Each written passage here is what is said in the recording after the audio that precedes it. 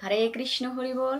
আসুন সকলে মিলে পবিত্রা রোপিণী একাদশীর ব্রত মাহাত্ম্য শ্রবণ করি। একদিন মহারাজ যুধিষ্ঠির ভগবান শ্রীকৃষ্ণকে জিজ্ঞেস করলেন, হে প্রভু, শ্রাবণ মাসের শুক্লপক্ষের একাদশীর নাম কি, তা কৃপা করে আমাকে বলুন। শ্রীকৃষ্ণ বললেন, হে মহারাজ, এখন আমি এই পবিত্র ব্রত মাহাত্ম্য বর্ণনা করছি, শ্রবণ করো। যা শোনা মাত্র বাজপেয় যজ্ঞের ফল লাভ হয়। প্রাচীনকালে দাপর যুগের শুরুতে মহিজিৎ নামে এক বিখ্যাত রাজা ছিলেন।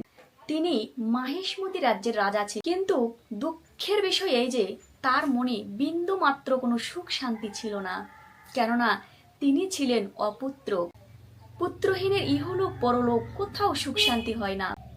এরূপ চিন্তা করতে করতে বহুদিন কেটে গেল, কিন্তু তবুও তিনি পুত্র মুখ বঞ্চিতই রয়ে গেলেন। নিজেকে অনেক দুর্ভাগা মনে করে রাজা খুব চিন্তাগ্রস্ত হলেন।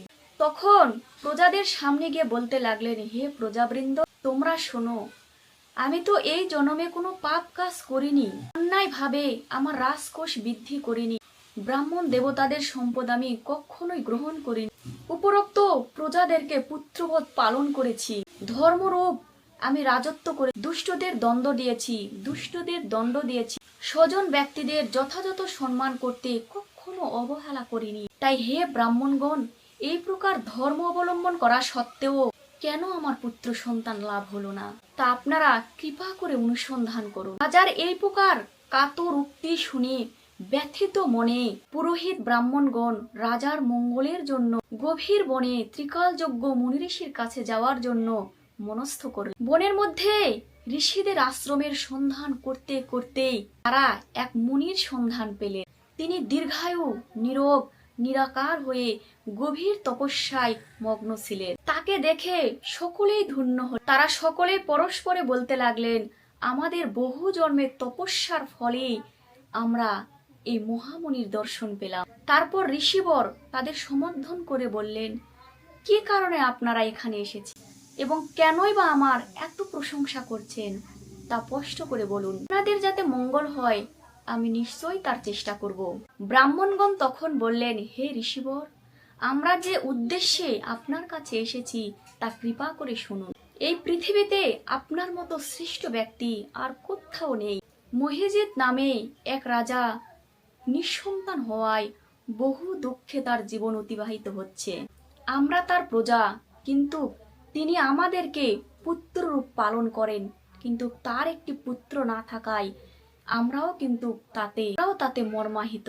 দুঃখ দূর করার জন্যই আমরাই বনে প্রবেশ করেছি। হে ব্রাহ্মণ শ্রেষ্ঠ, রাজা যাতে পুত্রের মুখ দর্শন করতে পারেন, কৃপা করে তার কোনো উপায় আমাদেরকে বলুন। তাদের কথা শুনে মুনিবর ধ্যানমগ্ন হলেন। কিছু সময় পরে রাজার পূর্ব জন্মের সকল বৃত্তান্ত বলতে লাগলেন। এই রাজা পূর্ব জন্মে এক দরিদ্র ব্যবসায়ী ছিলেন। একদিন তিনি একটি অন্যায় কার্য করে ফেলেন। ব্যবসা করার জন্য তিনি এক গ্রাম থেকে অন্য গ্রামে যাতায়াত করতেন।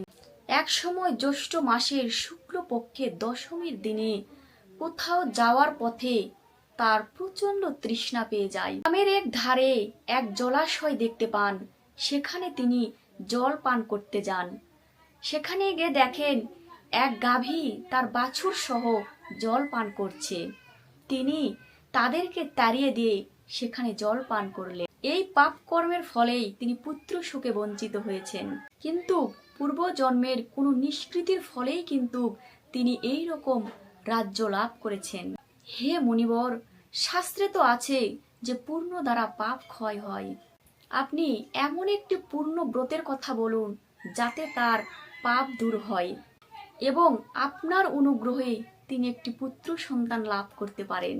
লোমশ মুনি বললেন, শ্রাবণ মাসের শুক্লপক্ষে পবিত্রা রূপিণী একাদশীর ব্রত অভীষ্ট ফল প্রদান করেন।